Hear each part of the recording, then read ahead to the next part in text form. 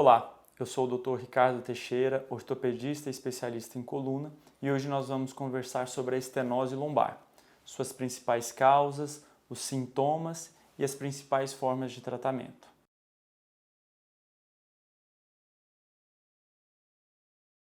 A estenose lombar, ela se refere a um diagnóstico anatômico de estreitamento do canal vertebral, que é essa região interna da vértebra por onde passam a medula e os nervos. Dizemos que esse diagnóstico ele é anatômico porque existem várias causas, várias alterações que podem contribuir para esse estreitamento. A maioria das causas implicadas com o desenvolvimento da estenose acontece por um desgaste, por uma sobrecarga da coluna ao longo da vida. Então, é mais comum que os casos de estenose lombar acometam pacientes de maior idade.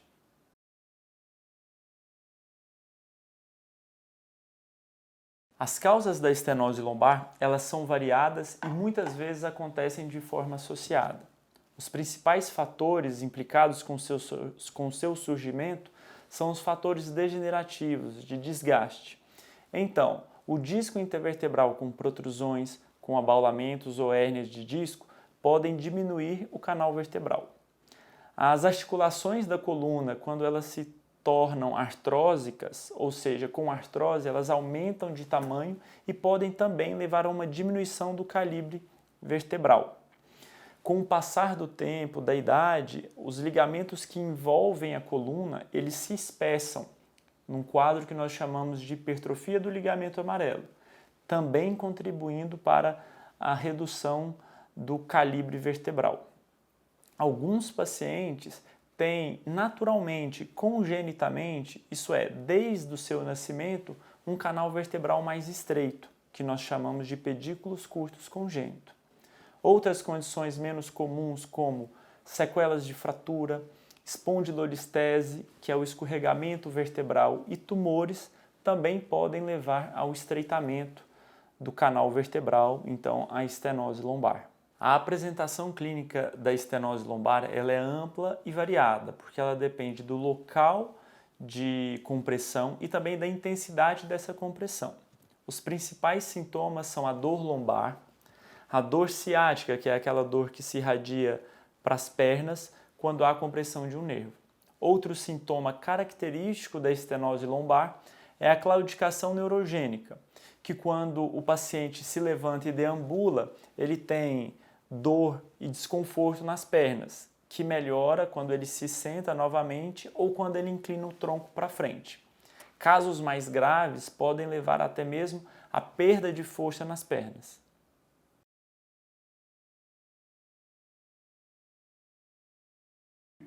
O diagnóstico da estenose lombar ele é realizado com um exame físico e uma história clínica detalhados, junto com o exame de imagem. O exame mais adequado para se comprovar o diagnóstico é a ressonância magnética da coluna lombar. Em termos de tratamento, a nossa primeira linha de tratamento é o tratamento clínico, ou seja, o tratamento conservador, que consiste em fisioterapia para fortalecimento e alinhamento da coluna vertebral, terapias para melhora da postura, que são o RPG, a reeducação postural global. Também podemos indicar acupuntura para esses pacientes. Algumas medicações como analgésicos, anti-inflamatórios, relaxantes musculares e medicações específicas para dor neuropática ajudam bastante nesses casos. Alguns pacientes se beneficiam também do uso de colete, que estabilizam a coluna em momentos de maior demanda, como quando vão deambular ou ficar sentados por um tempo maior. Devemos também encorajar esses pacientes a mudarem o estilo de vida, combater o sobrepeso, cessar o tabagismo, melhorar a postura em casa e no trabalho, evitar a sobrecarga da coluna, pegar peso de forma excessiva ou de uma forma inadequada. Os tratamentos de intervenção, eles são destinados àqueles pacientes que apresentam uma falha do tratamento clínico, os que apresentam sintomas refratários e limitantes, e quando há uma perda neurológica. O paciente, então, começa a perder força nos membros inferiores e ter alteração de equilíbrio.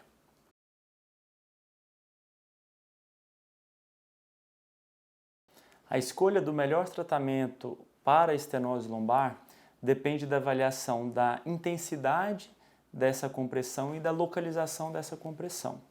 Como opções de tratamento, nós temos a infiltração ou o bloqueio da coluna vertebral. Esse procedimento é realizado de forma percutânea com o auxílio de uma agulha, através da qual nós injetamos medicações em pontos específicos. Essa técnica é destinada principalmente aos pacientes que têm casos leves e moderados e também para aqueles pacientes que apresentam uma contraindicação importante à cirurgia, como por uma comorbidade ou uma doença grave. A outra técnica que nós temos é a descompressão lombar, na qual nós retiramos esses elementos que estão causando a compressão no canal vertebral, sem a colocação de pinos ou parafusos.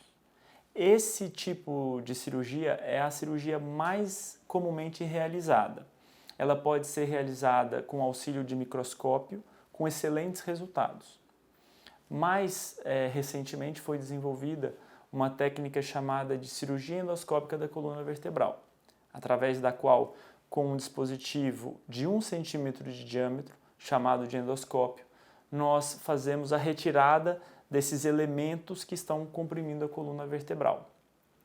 Essa técnica, a endoscopia de coluna, ela demanda uma dissecção menor dos tecidos da coluna vertebral, então o paciente tem menos dor, menos sangramento, uma alta precoce e um retorno mais rápido ao trabalho e às atividades do dia a dia. Em uma minoria dos pacientes, além da compressão da estenose lombar, nós podemos observar um comprometimento grave da anatomia e também uma instabilidade, um escorregamento vertebral, como num caso chamado de espondilolistese. Nessas condições, além do procedimento de descompressão, nós precisamos reestruturar e estabilizar a coluna. A essa técnica nós damos o nome de artrodese. Espero que vocês tenham entendido um pouco mais sobre a estenose lombar, suas causas, o diagnóstico e como tratar. Muito obrigado pela atenção e até o próximo vídeo.